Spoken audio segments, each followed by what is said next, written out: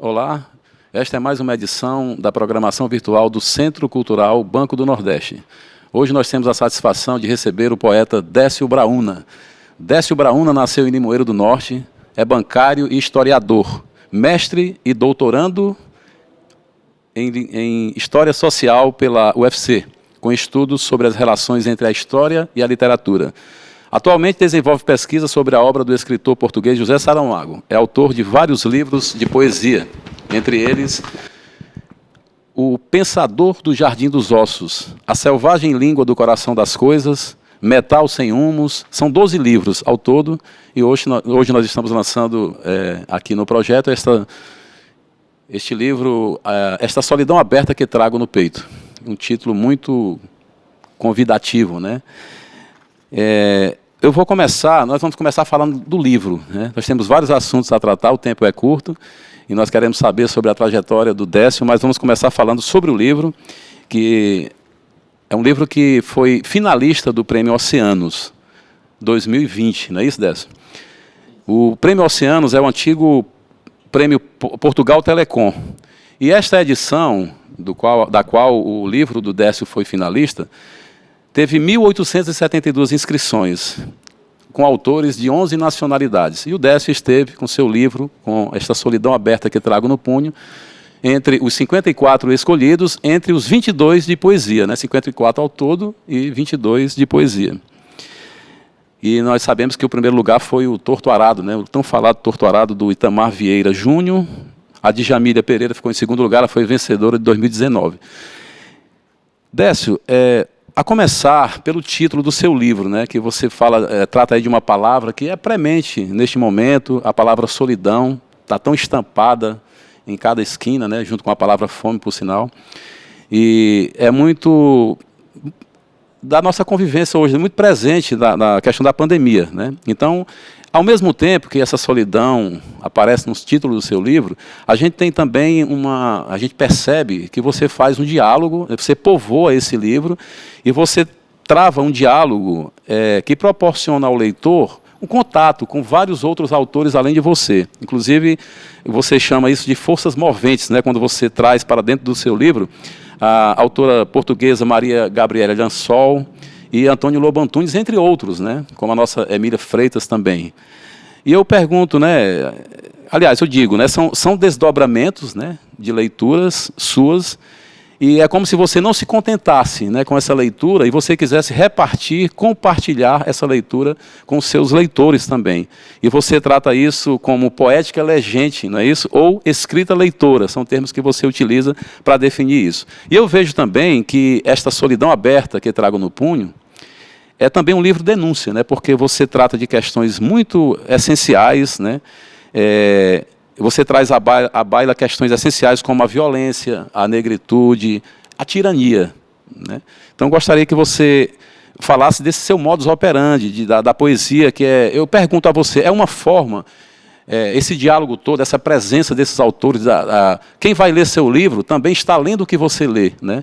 Então, eu pergunto se é uma forma de romper com essa solidão do ato criador, que é tão presente, como nós sabemos, né? A literatura é tão solitária no ato da criação, é uma forma de você também curar isso?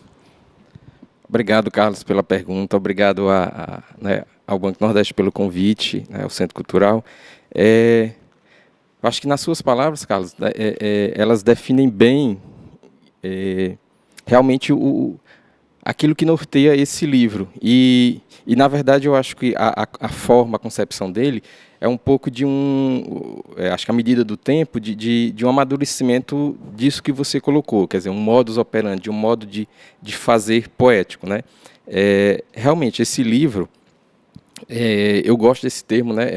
Legente, é um termo da Lansol, né? Essa escritora portuguesa, não tão conhecida entre nós, infelizmente, né?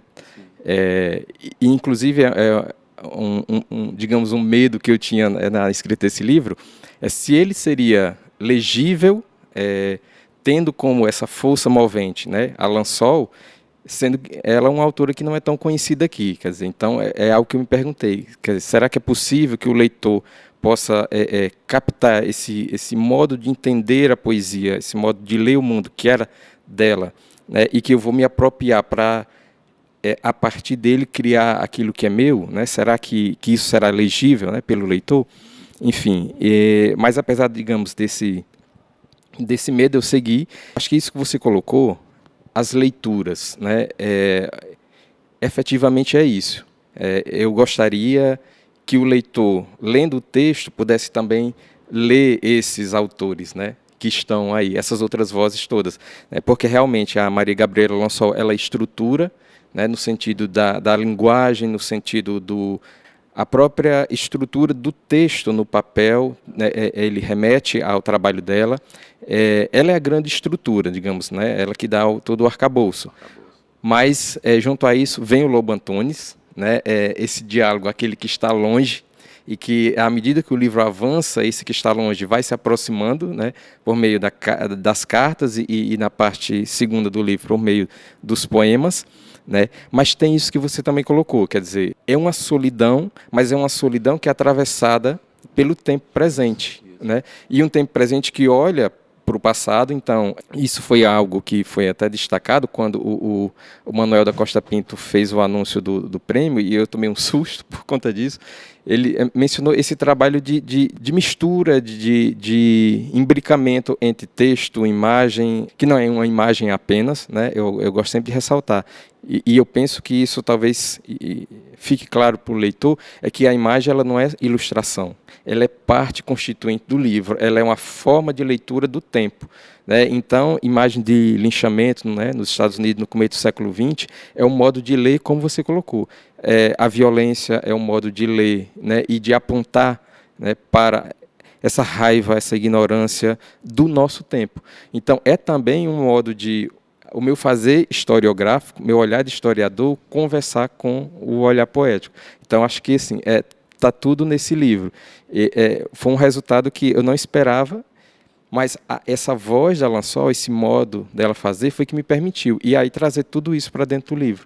Né? Quer dizer, trazer todo esse universo de fontes históricas, de olhar historiográfico, até leituras que me impactaram muito nesse tempo, como você citou no caso da Emília Freitas, quer dizer, essa autora cearense do fim do século XIX, né, tão esquecida que foi, né, infelizmente, que é uma mulher que concebeu, enfim, o primeiro romance de literatura fantástica no Brasil. Quer dizer, agora que foi ter a segunda edição, né, se não me engano? Exatamente. Na verdade, a terceira, né?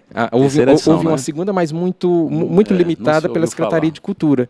Né? E uma autora que sequer, por exemplo, é absolutamente desconhecida na própria cidade jaguaruana. Né? Ela que é natural de lá. Então, tudo isso me permitiu dizer muitas coisas a partir desse fazer poético. Então, essa solidão é uma solidão que vai se povoando de tudo que o tempo traz. É uma solidão povoada, e você faz muito bem esse casamento, né, da história com a literatura, que é exatamente a proposta do seu doutorado. Aliás, eu não sei se eu cometi um erro, porque eu falei doutorando. Você concluiu o doutorado agora? Não, ainda estou na fase final. Então fiz certo, falei certo, né? Você é doutorando e trabalha essa interface entre a literatura e a história, né? E nós sabemos que você trabalha também, eu acho que vai ser o assunto da sua tese, do Saramago, né? Então, eu queria saber com você, porque o Saramago também trabalha muito com a história, né? Memorial do Convento, né? E entre tantos outros livros em que ele também trata desse assunto de forma muito interessante, né? E eu queria que você falasse um pouco também sobre esse trabalho que você faz sobre o Saramago, e como você também está entre Saramago e Lobo Antunes, né, e nós sabemos que eles são bastante antagônicos. Eu queria que você falasse um pouco sobre como é que funciona na sua cabeça essa junção, né? São autores antagônicos, talvez até para o nosso bem, né, como a gente pode considerar, e essa polêmica não significa muito, porque o que importa são as obras, né? E você trabalha Saramago, mas também é um leitor de Lobo Antunes, tanto é que ele está presente no livro Esta Solidão Aberta que eu trago no punho. Queria que você falasse um pouco sobre isso, e assim, já com uma pergunta meio, Saramago ou Lobo Antunes? Eita, difícil de responder, né? Uma pergunta. Mas o trabalho com o Saramago, como você colocou, Carlos, realmente ele é esse autor, né, que, enfim, tem as suas obras clássicas, né, que, enfim, começa a ser reconhecido não só em Portugal, enfim, mas em todo mundo a partir do Levantado do Chão, mas isso se exponencia com o Memorial do Convento, né? Ele já bastante maduro, né? Inclusive Já bastante com maduro. quase 60 anos. Exatamente, que é o interessantíssimo. Quer dizer, ele é alguém que escreveu um romance, né? Enfim, que era até certo tempo desconhecido, né? Com 24 anos para 25 anos de idade, que é um romance que, enfim, depois ele renega e enfim, e escreveu poesia, alguma crônica, alguma coisa de teatro, mas que ficou até os anos 80, né, ali nos bastidores. O que é interessante, é algo que eu também trago na minha tese, é o trabalho dele enquanto um homem do mundo da edição. Então, ele trabalhou como numa pequena editora, então ele conheceu os grandes nomes da literatura ali dos anos 70, 80, até um pouco antes, mas desse lugar de um funcionário, um burocrata de uma editora, né? Os autores eram as grandes estrelas e ele tratava com aqueles grandes nomes, né? E também exerceu, é aí onde entra, assim, digamos, a minha pesquisa, o trabalho de tradução. Né? Foi uma forma de sustento dele durante certo tempo. E nisso é que ele tem o contato com a historiografia francesa. Né? No Diário de Lanzarote, quando o Georges Duby morreu, historiador francês, ele escreve uma coisa que isso é o pontapé da minha tese. Né? Ele disse nesse dia, lamentou a morte de Georges Duby e disse que sem ele não teria havido livros como Memorial do Convento ou História do Cerco de Lisboa. E eu sempre me perguntei, mas por quê? Né? Por que sem esse historiador não haveria, né, essas obras grandiosas do Saramago que a gente conhece? Então, eu parto daí para investigar. E o que o Duby trouxe para ele era justamente um modo de olhar para a história. E isso o Saramago, leitor, enfim, quanto mais de historiadores de fonte histórica, de toda a tradição dos cronistas portugueses, mas é esse historiador francês que vai dar a ele, claro, também com toda a historiografia marxista, né, da qual ele é leitor, mas o Georges Duby dá um modo de trabalhar, de lidar com a fonte histórica e um modo de escrever a história, na qual o historiador se coloca no texto. Então, isso para ele, em alguns momentos, em algumas conferências, ele coloca isso. Ele sempre colocou alguma reticência no termo romance histórico. Nunca gostou disso, né? Porque ele dizia que ele não fazia romance histórico. Então, o que ele fazia era outra coisa. É o presente que lê o passado. Né? Então, ele não vai aos temas que ele trata do passado como alguém que vai tirar uma foto do passado e trazer e mostrar essa foto ao presente. Ele quer fazer uma outra coisa. Ele quer colocar questões, ele quer fazer perguntas a partir do lugar do presente. Então, é isso que o Georges Duby trouxe para ele, o como fazer isso. Então, o trabalho da tese caminha um pouco por aí. E aí, o diálogo com o Lobo Antunes e a presença aqui, eu sou um pouco que talvez faça com os textos do Lobo Antunes, com os romances, aquilo que ele mesmo disse numa crônica. Que ele disse que os romances dele poderiam ser lidos como uma espécie de poesia. Você pode abrir em qualquer parte, seguir, fazer uma leitura, ir e vir, e não necessariamente como um romance no modo tradicional. Eu faço um pouco isso. Então, assim, eu passeio pela obra do Lobo Antunes. Né? Um pouco conhecer à vontade, não de um especialista, de um leitor que lê toda a obra, como um pesquisador. É muito mais esse passeio pela obra como alguém, como ele disse, que pode ler essa obra, ler os romances como se fosse um trabalho poético. E o interessante é que o Saramago, ele fala mesmo isso, né? Que na verdade não quer escrever romance histórico, até porque existem ali cenários e personagens da história, mas são permeados por personagens fictícios, né? E ele até fala que a história oficial, quem disse que ela fala a verdade, né? A ficção também pode falar uma verdade. Quem disse que aquela história dita oficial é a verdadeira, sendo que eu também posso criar a minha, né? Como ele fala. E o Lobo Antunes, a gente percebe uma certa, como é que eu posso dizer, uma falta, né, em relação à poesia. Parece que ele quer ser reconhecido como poeta, embora ele não se diga bom poeta, né? E ele fala que não vai mais escrever e vai escrever só poesia, né? Como é que funciona isso? É uma certa... Ele deixou um pouco a desejar a si mesmo em relação a essa poesia, né? E parece que pretendeu preencher esse espaço, essa lacuna, né? Enfim, não sendo nenhum especialista em Lobo Antunes, quer dizer, sendo um leitor dessa forma, como eu coloquei, um leitor muito que passeia, né, pela obra. a sensação que eu tenho, e isso é uma palavra muito, né, uma ideia, uma imagem, enfim, algo que me fica muito leitor. Eu acho que Thomas é um grande escritor da solidão, né? Então acho que há uma certa imersão dele, né? E que talvez, embora ele tenha começado, né, com trabalhos como o Escudo de Judas, enfim, sobre, né, a guerra colonial, enfim. Então eu acho que à medida do tempo, né, é possível talvez um pouco observar essa imersão, quer dizer, ele saindo da história, de lidar com os temas, né, da história e um mergulho, né, na interioridade. Eu acho que isso é mais perceptível nos últimos trabalhos. Mas ele não deixa nunca de lançar esse olhar para o que está próximo, né? Na verdade, a gente é que tem essa mania, o leitor, de separar, né, essa coisa do romance, da poesia, mas, na verdade, o romance pode ser poético, né? E eu acho que o Lambo Antunes prima por isso. Talvez a frustração dele seja exatamente por isso, porque não reconhecem, às vezes, no romance a poesia, né? E há essa divisão que, às vezes, é desnecessária, né? Décio, mudando um pouco de assunto e, ao mesmo tempo, dentro do assunto, eu queria saber com você, do seu dia a dia, você como poeta, mas você antes como bancário, ou antes como poeta, não sei, você, além de pesquisador acadêmico, você trabalha na burocracia, nas obrigações do banco, e como é que você encontra esse entusiasmo para a poesia, ou é exatamente por isso que você encontra, para o fazer poético? Isso é uma boa pergunta. Eu acho que às vezes eu costumo responder um pouco com poesia, né? Com a poesia não minha, mas enfim, do grande poeta, né, cearense, que é o Carlos Nóbrega, né? Um autor admirável, né, que compartilha esse ser bancário e a escrita da poesia. E o Nóbrega, que eu acho uma coisa fantástica na Carlos poesia... Nóbrega, que, na minha opinião, é um dos nossos grandes poetas, né, Sim, do Brasil.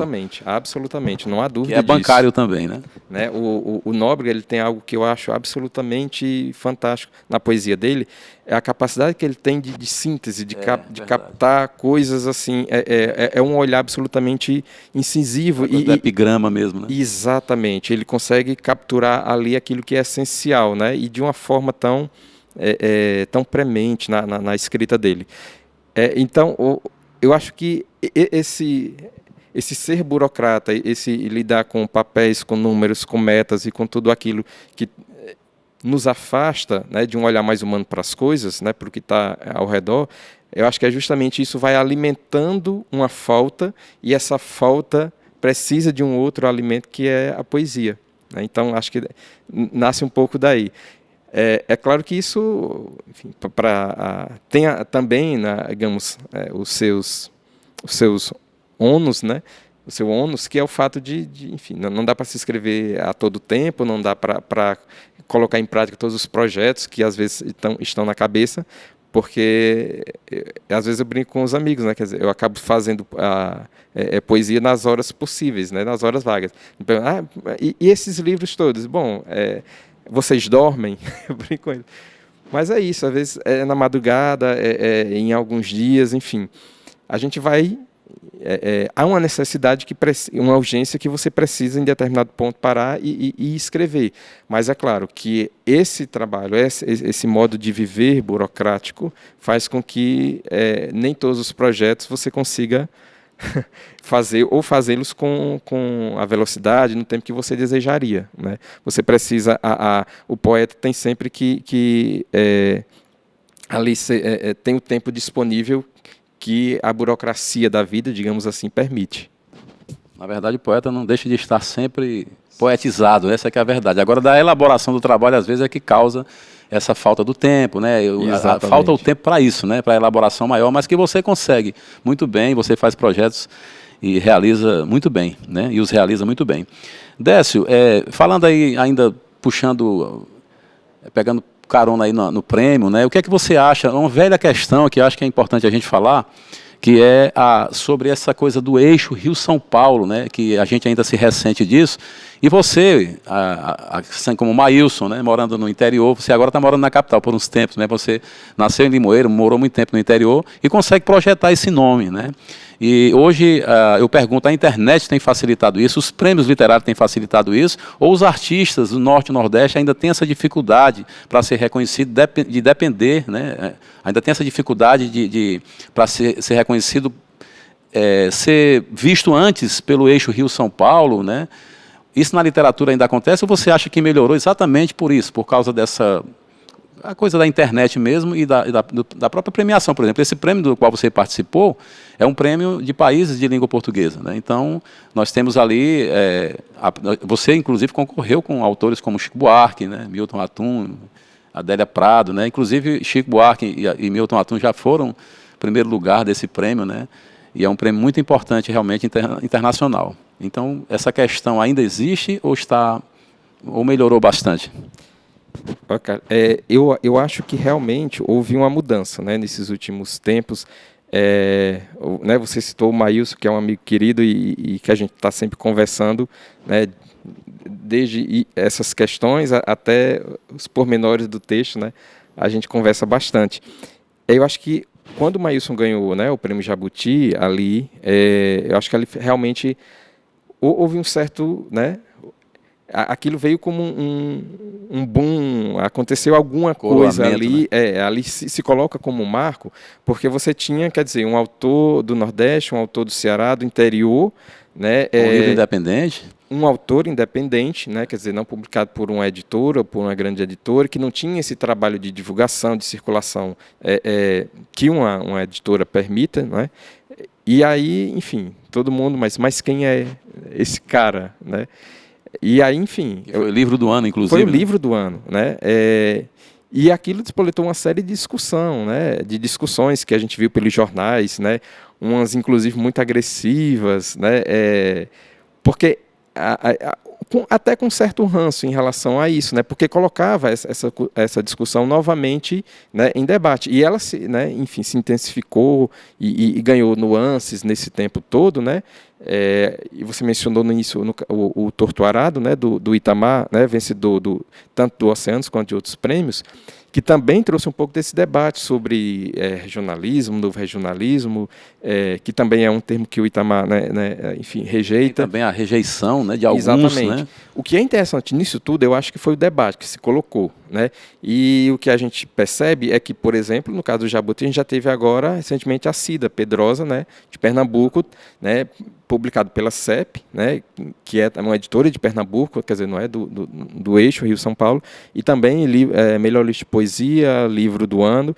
Então, a gente percebe que a coisa, na minha concepção, ela tem ganhado novas nuances, os debates têm se intensificado e as pessoas estão, acho que, olhando de um modo diferente para tudo isso que está acontecendo. Que o Brasil é muito maior do que se pensa. Que é muito maior. Tem muita coisa acontecendo, né? Muita produção em Natal, no interior do Rio Grande do Norte. Eu conheço, né, enfim, poetas muito bons, o Theo Alves, no interior do Rio Grande do Norte. Tem gente em Natal, enfim. É muita gente boa fazendo muita coisa boa. É claro que os espaços são ainda difíceis, né? A questão da distribuição, fazer chegar o livro em todas as partes do Brasil. Talvez a pior parte. A pior parte, né? Eu acho que sim, realmente concordo com você. Agora, é claro que a internet, todo esse novo modo de fazer, né? Enfim, das lives e outras formas de intervenção, tem trazido novas questões, tem trazido novos contatos, novos diálogos entre esses poetas que estavam longe. Então, a gente sabe que, de repente, o que virá depois, né, da pandemia, depois que poderá haver os encontros, como é que isso vai ficar, eu acho que tende a se intensificar, a abrir mais os horizontes, né? Agora, efetivamente, não é fácil. É como o Maílson sempre colocava, é uma briga diária, no fazer. A gente vai fazendo e vai teimando em fazer e as coisas vão acontecendo. É verdade. Décio, vamos falar um pouco ainda sobre o fazer poético, né? Sobre essa elaboração que você dá aos seus textos, né? E a gente percebe isso claramente. E eu queria que você falasse um pouco, nós vamos falar um pouco aqui, na verdade, sobre os seus títulos, né? Que são títulos muito bonitos, muito... a gente percebe que há uma elaboração, né, inclusive um diálogo também com outros autores, e isso me faz lembrar um nosso poeta, tão reconhecido por todos, né, que é Francisco Carvalho, que era, para mim, um mestre também na escolha de títulos, né, que ele tem, por exemplo, Sonata dos Punhais, né, O Silêncio é uma figura geométrica, é um título belíssimo, né? Mortos não jogam xadrez, né? E você tem, essa solidão aberta que trago no punho, né? Nós temos aqui Como Cavalos Fatigados Abrindo um Mar, né? A Selvagem Língua do Coração das Coisas. Então são títulos realmente que a gente percebe um cuidado, né? Eu pergunto a você, a escolha do título, né, é uma forma de você já trazer o leitor para dentro do livro, né? Porque eu sempre guardo uma frase de Ernesto Sápio em que ele fala que o título é a metáfora essencial de um livro, né? Então eu pergunto a você, esse título, essa escolha, essa elaboração, é uma forma de você já raptar o leitor, como se fosse o primeiro verso já a chamar para dentro do livro? Acho que você foi no ponto exato, Carlos. É isso, é o primeiro verso. Acho que você sintetiza perfeitamente, maravilhosamente isso que eu gosto, que eu quero fazer. Eu acho que o título do livro em poesia tem que ser poético. Ele tem que ser realmente esse primeiro verso, né, que chame, que convoque o leitor, que busque seduzi-lo, enfim, para a leitura. Quem não já foi seduzido por um título, né? Exatamente, né? Eu sou desses. Eu sou capaz de comprar um livro e iniciar a leitura pelo título, sem saber do que se trata. Então, ele é fundamental para mim, o título, e também porque eu acho que ele está imbricado com uma coisa que para mim é fundamental. Eu falo algumas vezes, eu não escrevo poemas, no sentido de alguém que tem cadernos cheios, arquivos, enfim, baú, seja lá o que for, de poemas. Eu escrevo livros. Então, eu vou escrevendo poemas, eu digo que eu preciso ter uma ideia, eu preciso ter algo muito forte que me diga o que é aquele todo. E a partir daquele todo é que eu vou chegando na composição dele. Não é apenas um livro, é um projeto, né? É um projeto, é como uma espinha dorsal que aos poucos você vai dando carne a ele. Então eu sempre trabalho dessa forma. Então a cada livro é buscar a poética para aquele livro, é buscar a expressão, um corpo de palavras, de metáforas para aquele livro. E nisso o título é fundamental. Então eu preciso ter essa ideia desse todo. Eu preciso me perguntar para aquilo que eu estou escrevendo quem é você. Então quando eu tenho essa resposta, aí é que o livro segue, né? Então eu não sou esse autor que escreve poemas para depois reuni-los e procurar um título. Não. É um todo que precisa nascer como um todo. E a gente percebe esse cuidado de você já dialogar mesmo com o leitor, né? Essa preocupação. Mas Décio, fale um pouco sobre esse título, como é que surgiu, esta solidão aberta que trago no punho, que é um certo paradoxo, né? Mas é muito bonito, é muito poético esse título. Fale sobre a escolha, a criação desse título. Esse título foi engraçado porque geralmente eu tenho um título muito, muito cedo, e esse eu tive um certo tempo até chegar a ele. Porque o que eu quis buscar era justamente unir no título as duas forças moventes, como eu coloquei, que estruturam o livro, que era Maria Gabriela Lansol e o Lobo Antunes. Então eu precisava das palavras sínteses que trouxessem, que remetessem aos dois autores, né? Então daí veio a solidão, que para mim é fundamental para o Lobo Antunes. Então a solidão digamos, é a palavra síntese, a palavra força, que remete ao Lobo Antunes, e o punho é algo fundamental para Lansol, né? Um dos diários dela que se chama O Falcão no Punho, né? Quer dizer, ela escreve com o falcão no punho. Então foi uma labuta, né? Buscar o título que pudesse unir numa única expressão a solidão de um e o falcão no punho da outra. Porque como o livro essa conversa, quer dizer, a poeta vai a ele à medida que o livro avança, né? As cartas chegam, mas depois ela vai, né, a ele. Eu precisava ter essa união no título. E é muito bonito isso, né? Porque você consegue fazer a junção e ao mesmo tempo criou, que eu considero o primeiro verso do livro, que é belíssimo, né? E Décio, eu pesquei aqui da orelha do seu livro, eu não estou lembrando qual deles, acho que Metal Sem Humos, exatamente. Acho que você mesmo escreveu isto.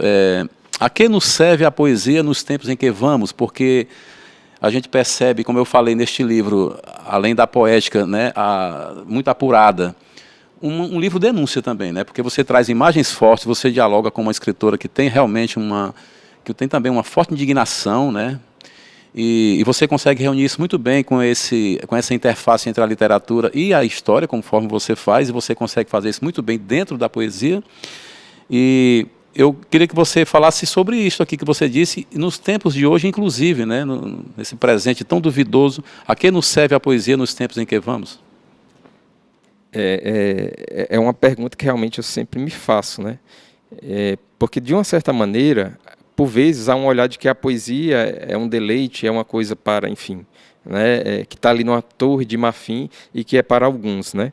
E claro que isso é uma ideia muito velha, mas não deixa de ter uma certa circulação, não deixa de ter né, quem creia nessa ideia. Que obviamente não é a ideia com a qual eu partilho, enfim, acho que qualquer poeta que escreva partilhe dessa ideia.